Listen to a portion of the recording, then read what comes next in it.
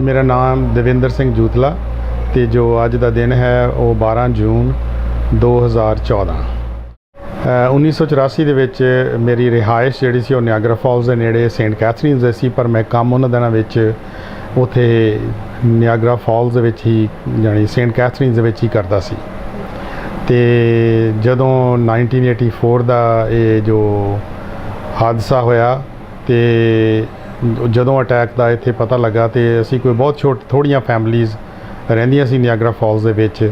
ਤੇ ਜਦੋਂ ਪਹਿਲਾ ਰਿਐਕਸ਼ਨ ਇਹੋ ਸੀ ਕਿ ਉਹਨਾਂ ਨੇ ਅਨਾਊਂਸਮੈਂਟ ਕੀਤਾ ਕਿ ਡੈਮਨਸਟ੍ਰੇਸ਼ਨਸ ਕਰਨੀਆਂ ਟੋਰਾਂਟੋ ਦੇ ਵਿੱਚ, ਤੇ ਇਟ ਵਾਸ ਸੋ ਸਪੌਂਟੇਨੀਅਸ ਕਿ ਅਸੀਂ ਜਿੰਨੇ ਵੀ ਉੱਥੋਂ 2-4 ਸਿੱਖ ਫੈਮਲੀਆਂ ਸੀਗੇ, ਅਸੀਂ ਸਾਰੇ ਜਣੇ ਟੋਰਾਂਟੋ ਨੂੰ ਜਦੋਂ ਸਪੌਂਟੇਨੀਅਸ ਜਿਹੜੀ ਡੈਮਨਸਟ੍ਰੇਸ਼ਨ ਹੋਈ ਸੀ ਉਹਦੇ ਵਿੱਚ ਉੱਥੇ ਗਏ ਸੀ।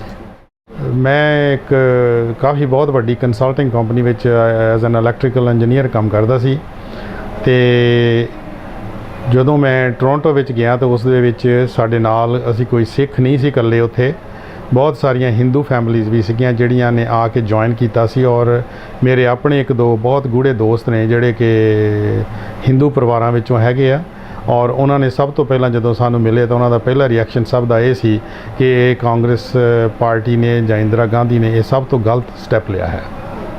ਟੋਰਾਂਟੋ ਦੇ ਵਿੱਚ ਜਦੋਂ ਡੈਮਨਸਟ੍ਰੇਸ਼ਨ ਹੋਈ ਆ ਤੇ ਉਹਦੇ ਵਿੱਚ ਮੇਰਾ ਖਿਆਲ ਥੋੜ੍ਹੇ ਜਿਹੇ ਬੰਦੇ ਨਹੀਂ ਸੀਗੇ, ਥਾਊਜ਼ੈਂਡਸ ਦੇ ਵਿੱਚ ਬੰਦੇ ਉੱਥੇ ਗਏ ਹੋ ਸੀਗੇ। ਮਾਰਚ ਬੜਾ ਸਾਰਾ ਪੀਸਫੁਲ ਸੀਗਾ, ਜਿੰਨੇ ਵੀ ਉੱਥੇ ਜਿਨ੍ਹਾਂ ਨੇ ਵੀ ਵਾਕ ਕੀਤਾ ਹੈਗਾ। ਤੇ ਆਈ ਥਿੰਕ ਸਾਰੇ ਓਨਟੇਰੀਓ ਦੇ ਵਿੱਚੋਂ ਟੋਰਾਂਟੋ ਵਿੱਚ ਉਸ ਵਕਤ ਬੰਦੇ ਆਏ ਸੀ, ਬਹੁਤ ਦੂਰੋਂ ਦੂਰੋਂ ਬੰਦੇ ਆਏ ਸੀ। ਪਰ ਉਹਨਾਂ ਨੇ ਸਾਰੀ ਜਿਹੜੀ ਡੈਮਨਸਟ੍ਰੇਸ਼ਨ ਦੇ ਵਿੱਚ ਛੋਟੇ ਛੋਟੇ ਨਾਅਰੇ ਸਨ, ਪਰ ਜਾਣੀ ਬਹੁਤ ਹੀ ਸੀਰੀਅਸ ਸੀਗੇ ਸਾਰੇ ਜਿੰਨੇ ਵੀ ਸਿੱਖ ਪਰਿਵਾਰ ਜਾਂ ਸਿੱਖ ਉਸ ਡੈਮਨਸਟ੍ਰੇਸ਼ਨ ਹਿੱਸਾ ਲੈ ਰਹੇ ਸੀ। ਉਹਨਾਂ ਨੂੰ ਇਹ ਨਹੀਂ ਸਮਝ ਲੱਗੀ ਸੀ ਇਹ ਕੀਤਾ ਕੀ ਹੈ ਅਤੇ ਹੋਇਆ ਕਿਉਂ। ਉਸ ਮੌਕੇ 'ਤੇ ਅਸੀਂ ਜਦੋਂ ਸਾਨੂੰ ਪਤਾ ਲੱਗਾ ਸੀ ਤੇ ਅਸੀਂ ਸਾਰੇ ਜਣੇ ਸਾਨੂੰ ਇਹ ਫਿਕਰ ਸੀਗਾ ਕਿ ਉੱਥੇ ਪਿੱਛੇ ਕੀ ਹੋ ਰਿਹਾ ਹੋਊਗਾ ਪੰਜਾਬ ਦੇ ਵਿੱਚ। ਤੇ ਸਭ ਤੋਂ ਪਹਿਲਾਂ ਮੈਂ ਕੋਸ਼ਿਸ਼ ਕੀਤੀ ਤੇ ਕੰਟੈਕਟ ਕਰਨ ਦੀ ਪਰਿਵਾਰ ਆਪਣੇ ਨੂੰ, ਤੇ ਮੇਰੇ ਫਾਦਰ ਇਨ ਲਾ ਨਾਲ ਮੇਰੀ ਟੈਲੀਫੋਨ 'ਤੇ ਗੱਲ ਹੋਈ ਤਾਂ ਮੈਂ ਉਹਨਾਂ ਨੂੰ ਸਿਰਫ ਇੰਨਾ ਪੁੱਛਿਆ ਕਿ ਤੁਹਾਡਾ ਕੀ ਹਾਲ ਹੈ। ਕਹਿੰਦੇ ਅਸੀਂ ਠੀਕ ਠਾਕ ਹਾਂ ਪਰ ਘਰਾਂ ਦੇ ਵਿੱਚ ਬੈਠੇ ਹਾਂ। ਤੇ ਨੈਕਸਟ ਮੈਂ ਉਹਨਾਂ ਨੂੰ ਸਵਾਲ ਪੁੱਛਿਆ ਕਿ ਤੁਹਾਡਾ ਆਪਣਾ ਸਾਰਿਆਂ ਦਾ ਕੀ ਹਾਲ ਚਾਲ ਹੈ, ਤੇ ਉਸ ਵਕਤ ਉਹਨਾਂ ਜਿਹੜੀ ਸਾਡੀ ਕਾਲ ਸੀ ਕੱਟੀ ਗਈ ਸੀ। ਉਸ ਤੋਂ ਬਾਅਦ ਮੈਂ ਕੋਈ ਕਿਸੇ ਨਾਲ ਗੱਲ ਨਹੀਂ ਕਰ ਸਕਿਆ। ਉਸ ਤੋਂ ਬਾਅਦ ਜਿਹੜੀ ਸੀ ਮੇਰੀ ਸਿਰਫ 15-20 ਸੈਕਿੰਡ ਉਹਨਾਂ ਨਾਲ ਗੱਲ ਹੋਈ ਸੀ, ਸਤਿ ਸ਼੍ਰੀ ਅਕਾਲ, ਅਤੇ ਉਸ ਤੋਂ ਬਾਅਦ ਜਿਹੜੇ 2 ਸਵਾਲ ਸੀਗੇ ਉਸ ਤੋਂ ਬਾਅਦ ਟੈਲੀਫੋਨ ਕੱਟਿਆ ਗਿਆ ਸੀ। ਫਿਰ ਸਾਡੀ ਜਾ ਕੇ ਗੱਲ ਹਫ਼ਤੇ ਡੇਢ ਹਫ਼ਤੇ ਦੇ ਬਾਅਦ ਅਸੀਂ ਹੌਲੀ ਹੌਲੀ ਕੰਟੈਕਟ ਕਰਨੇ ਸ਼ੁਰੂ ਕੀਤੇ ਅਤੇ ਸਾਨੂੰ ਪਤਾ ਲੱਗਣਾ ਸ਼ੁਰੂ ਹੋ ਗਿਆ। ਅਤੇ ਸਾਨੂੰ ਨਾਲ ਹੀ ਉਹਨਾਂ ਨੇ ਪਹਿਲਾਂ ਵੀ ਇਹ ਕਿਹਾ ਸੀ ਕਿ ਤੁਸੀਂ ਅੱਜ ਸਾਨੂੰ ਫੋਨ ਬਹੁਤੇ ਨਾ ਕਰਿਓ। ਨਵੰਬਰ ਦੇ ਵਿੱਚ ਹੋਈ ਸੀਗੀ ਉਹ ਸਭ ਤੋਂ ਭੈੜਾ ਕੰਮ ਜਿਹੜਾ ਸੀਗਾ ਜੋ ਕਾਂਗਰਸ ਪਾਰਟੀ ਨੇ ਔਰਗੇਨਾਈਜ਼ ਕੀਤਾ ਸੀਗਾ। ਇਹ ਸਾਰਾ ਪੇਪਰਾਂ ਵਿੱਚ ਉਦੋਂ ਆਇਆ ਸੀਗਾ ਕਿ ਖਾਸ ਕਰਕੇ ਜੋ ਨਿਊਜ਼ ਸੀਗੀ ਉਹਨਾਂ ਦੇ ਨਾਲ ਦੇਖਣ ਨੂੰ ਇੰਡੀਆ ਵਿੱਚ ਕੋਈ ਨਿਊਜ਼ ਨਹੀਂ ਮਿਲਦੀ ਸੀ, ਪਰ ਅਸੀਂ ਇੱਥੇ ਇੰਟਰਨੈਸ਼ਨਲ ਜਿਹੜੇ ਉਹ BBC, CNN ਅਤੇ ਜੋ ABC ਅਤੇ ਜੋ ਨਾਰਥ ਅਮੈਰੀਕਨ ਚੈਨਲਸ ਖਾਸ ਕਰਕੇ ਉਹਨਾਂ ਦੇ ਕੋਲੋਂ ਬਹੁਤ ਇਨਫੋਰਮੇਸ਼ਨ ਮਿਲ ਰਹੀ ਸੀ। ਜੋ ਅਸੀਂ ਉਹ ਸਾਡੀ ਰਿਕਾਰਡਿੰਗ ਸਾਡੇ ਕੋਲ ਸਾਰੀ ਉਹਨਾਂ ਦਿਨਾਂ ਦੀ ਪਈ ਹੈਗੀ ਆ। ਔਰ ਇੰਨੀ ਉਸ ਲਈ ਹਰਟ ਹੋ ਰਿਹਾ ਸੀਗਾ ਕਿ ਸਾਨੂੰ ਇਹ ਫਿਕਰ ਸੀਗਾ ਕਿ ਸਾਡੀਆਂ ਵੀ ਫੈਮਲੀਜ਼ ਜਿਹੜੀਆਂ ਸੀਗੀਆਂ ਕੋਈ ਬਾਹਰ ਰਹਿ ਰਹੀਆਂ ਸੀਗੀਆਂ, ਜਿਹਦਾ ਕਿ ਕੁਝ ਦਿੱਲੀ ਰਹਿੰਦੀਆਂ ਸਨ ਅਤੇ ਮੇਰੀਆਂ ਭਤੀਜੀਆਂ ਵਗੈਰਾ ਸਭ ਦਿੱਲੀ ਰਹਿੰਦੀਆਂ ਸਨ, ਅਤੇ ਕੁਝ ਇੱਕ ਰਿਸ਼ਤੇਦਾਰ ਜਿਹੜੇ ਸੀ ਉਹ ਕਾਨਪੁਰ ਵੱਲ ਰਹਿੰਦੇ ਸੀ। ਅਤੇ ਸਿਰਫ ਸਾਡੀ ਫੈਮਿਲੀ ਦੇ ਵਿੱਚ ਉਸ ਵਕਤ ਮੇਰੀ ਮਾਸੀ ਜਾਣੀ ਦੀ ਸਾਈਡ ਦੀ ਫੈਮਿਲੀ ਦੇ ਵਿੱਚੋਂ ਕੰਮ ਤੋਂ ਆਉਂਦੇ ਹੋਏ ਇੱਕ ਬੰਦੇ ਜਾਣੀ ਇੱਕ ਸਾਡੇ ਫੈਮਿਲੀ ਉਸ ਮੇਰੇ ਲਈ ਉਹ ਡਿਸਟੈਂਸ ਹੈਗੇ ਪਰ ਸਾਡੀ ਮਾਸੀ ਦੇ ਬਹੁਤ ਨਜ਼ਦੀਕ ਸਨ, ਉਹ ਉਹਨਾਂ ਦੀ ਉੱਥੇ ਡੈਥ ਹੋਈ ਹੈ। ਉਹ ਕਾਨਪੁਰ ਵਿੱਚ ਹੋਈ ਹੈ। ਨਹੀਂ, ਰੈਲੋਕੇਸ਼ਨ ਉਹਨਾਂ ਨੇ ਉਦੋਂ ਨਹੀਂ ਕੀਤੀ। ਡਰ ਜ਼ਰੂਰ ਬਹੁਤ ਜ਼ਿਆਦਾ ਸੀ। ਫਿਰ ਉਹ ਤੋਂ ਬਾਅਦ ਕਿਉਂਕਿ ਪ੍ਰੋਪਰਟੀਜ਼ ਵਗੈਰਾ ਜਿਹੜੀਆਂ ਵੇਚਣੀਆਂ ਸੌਖੀਆਂ ਨਹੀਂ ਸੀ, ਅਤੇ ਨਾਲ ਇਹ ਵੀ ਸੀਗਾ ਕਿ ਉਹ ਬਿਲਕੁਲ ਘਾਟੇ ਵਿੱਚ ਪਾ ਕੇ ਜਾਣ ਨੂੰ ਭੱਜਣਾ ਕਿ ਜੋਬਾਂ ਵੀ ਚਾਹੀਦੀਆਂ ਸੀਗੀਆਂ।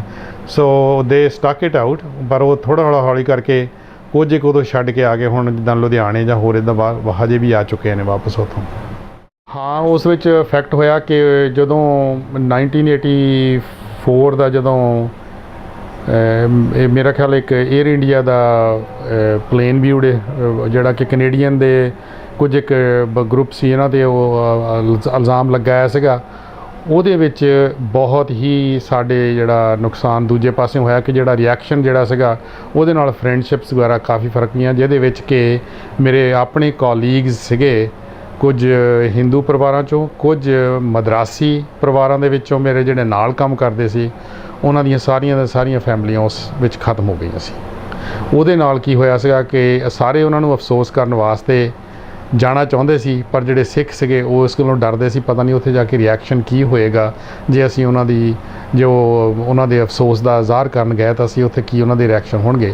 ਸੋ ਕਈਆਂ ਨੇ ਵੈਸੇ ਘਰ ਬੈਠ ਕੇ ਉਸ ਟਾਈਮ 'ਤੇ ਇਹੋ ਟਾਈਮ ਗੁਜ਼ਾਰਿਆ ਸੀਗਾ, ਪਰ ਉਹਦੇ ਨਾਲ ਬਹੁਤ ਇਹ ਦੂਸਰਾ ਰਿਐਕਸ਼ਨ ਜਿਹੜਾ ਸੀਗਾ ਕਿ ਹਜੇ ਤੱਕ ਵੀ ਜਦੋਂ ਮੇਰੇ ਨਾਲ ਗੱਲ ਹੁੰਦੀ ਹੈਗੀ ਆ ਕਿ ਇੱਕ ਸਾਡੀ ਸਿੱਖ ਫੈਮਿਲੀ ਦੇ ਵਿੱਚੋਂ ਹੀ ਇੱਕ ਲੜਕੀ ਹਿੰਦੂ ਪਰਿਵਾਰ 'ਚ ਵਿਆਹੀ ਹੋਆ, ਜਿਹੜੇ ਕਿ ਉਹ ਯੂਪੀ ਤੋਂ ਆਏ ਹੋ। ਅਤੇ ਇੱਕ ਦਿਨ ਮੈਂ ਇੱਕ ਵੈਡਿੰਗ 'ਤੇ ਗਿਆ ਸੀ ਤਾਂ ਕਿਉਂਕਿ ਮੇਰਾ ਕੋਲੀਗ ਉਹਦਾ ਨਾਂ ਸੀ ਸ਼ਰਮਾ, ਉਹ ਵੀ ਉਸੇ ਹੀ ਉਹਦਾ ਕੋਈ ਰਿਲੇਟਿਵ ਸੀ ਅਤੇ ਉਹਦਾ ਰਿਐਕਸ਼ਨ ਇਹ ਸੀ ਕਿ ਮੈਂ ਗੁਰਦੁਆਰੇ ਜਾਣਾ ਪਸੰਦ ਕਰਦਾ, ਪਰ ਜਿੱਥੇ ਮੈਂ ਖਾਲਿਸਤਾਨ ਦਾ ਨਾਅਰਾ ਲੱਗਾ ਦੇਖਦਾ ਮੈਂ ਉੱਥੋਂ ਛੱਡ ਕੇ ਚਲੇ ਜਾਂਦਾ। ਮੈਂ ਉਹ ਹਿੰਦੂ ਇੱਕ ਸਿੱਖ ਕੁੜੀ ਨਾਲ ਵਿਆਹ ਆ ਅਤੇ ਉਹ ਕਹਿੰਦਾ ਮੈਂ ਉਸ ਪ੍ਰੋਗਰਾਮਾਂ 'ਚ ਜਾਂਦਾ ਨਹੀਂ ਹੈ। ਸੋ ਉਹਦਾ ਰਿਐਕਸ਼ਨ ਜਿਹੜਾ ਹੈਗਾ ਲੋਕਾਂ ਦੇ ਵਿੱਚ ਹਜੇ ਤੱਕ ਵੀ ਉਹ ਜਿਹੜੀਆਂ ਸਾਰੇ ਇਨਸੀਡੈਂਟਸ ਹੋਏ ਨੇ ਜਿਹਦੀ ਗਲਤੀ ਸਾਰੀ ਸਾਡੇ ਹਿਸਾਬ ਨਾਲ ਹੈਗੀ ਆ ਕਿ ਉਹ ਕਾਂਗਰਸ ਗਵਰਨਮੈਂਟ ਦੇ ਵਿੱਚ ਆ ਕਿ ਉਹਨਾਂ ਨੂੰ ਜ਼ਰੂਰਤ ਨਹੀਂ ਸੀ ਇਹ ਕੰਮ ਕਰਨ ਦੀ।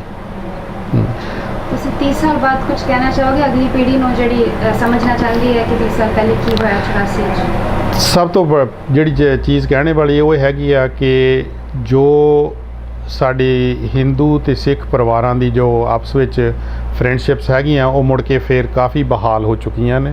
ਮੁੜ ਕੇ ਫਿਰ ਅਸੀਂ ਇੱਕ ਦੂਜੇ ਦੇ ਨਾਲ ਉੱਦਾਂ ਹੀ ਮਿਲਦੇ ਹਾਂ ਅਤੇ ਹਜੇ ਪਰ ਇੱਕ ਪ੍ਰੋਬਲਮ ਸਭ ਤੋਂ ਵੱਡੀ ਜਿਹੜੀ ਉਹ ਇਹ ਹੈਗੀ ਆ ਕਿ ਪਤਾ ਨਹੀਂ ਹੈਗਾ ਕਿ ਜਦੋਂ ਇੰਨਾ ਦੁੱਖ ਸਹਿ ਕੇ ਅਤੇ ਬੰਦਾ ਕਿਸੇ ਨੂੰ ਕਿਸ ਤਰੀਕੇ ਨਾਲ ਮਾफ़ ਕਰ ਸਕਦਾ ਹੈਗਾ। ਪਰ ਸਾਨੂੰ ਬਾਹਰ ਇਹੋ ਹੀ ਅਸੀਂ ਬਾਹਰ ਕਹਿ ਸਕਦੇ ਹਾਂ ਕਿ ਸਾਨੂੰ ਜਿਹੜਾ ਗੁਰੂ ਸਾਹਿਬ ਦਾ ਉਪਦੇਸ਼ ਉਹੀ ਆ ਕਿ ਜੋ ਭਾਣਾ ਮੰਨਣਾ ਸਭ ਤੋਂ ਔਖਾ ਇਹੋ ਹੀ ਆ, ਅਤੇ ਜੇ ਉਹੀ ਮੰਨ ਕੇ ਰਹਿ ਲਈਏ ਤਾਂ ਉਹ ਸਾਡੇ ਲਈ ਕਾਫੀ ਠੀਕ ਹੋਏਗਾ।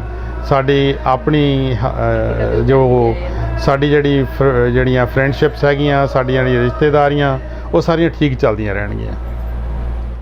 ਇੱਕ ਹੋਰ ਜੋ ਉਹਨਾਂ ਦਿਨਾਂ ਦੇ ਵਿੱਚ ਇਹੋ 1984 ਦੇ ਵਿੱਚ ਹੋਇਆ ਅਤੇ 85 ਦੇ ਵਿੱਚ ਮੇਰਾ ਬ੍ਰਦਰ ਛੋਟਾ ਉਹ ਇੰਡੀਆ ਤੋਂ ਇੱਕ ਪ੍ਰੋਫੈਸਰ ਸੀ, ਤਾਂ ਇਸ ਕਰਕੇ ਉਹਨੂੰ ਕੋਈ ਯੂਨੀਵਰਸਿਟੀ ਨੇ ਬਾਹਰ ਭੇਜਿਆ ਸੀ ਪੇਪਰ ਪੜ੍ਹਨ ਵਾਸਤੇ ਇੰਗਲੈਂਡ ਦੇ ਵਿੱਚ।